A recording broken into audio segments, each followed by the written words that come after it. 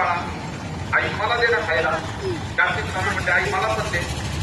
आई म्हटली बाळा हे मोदक खाण्याचा अधिकार तुम्हाला नाही, तुम्ही लहान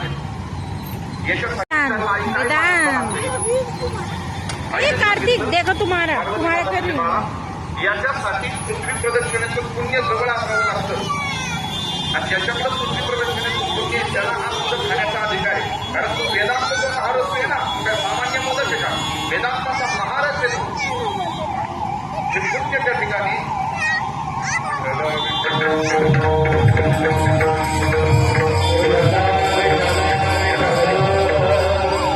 आईने सांगितलं बाबा हा मोदक खाण्यासाठी अधिकार लागतो, पात्रता लागते आणि पृथ्वी प्रदक्षिणेचं पुण्य असावं लागतं.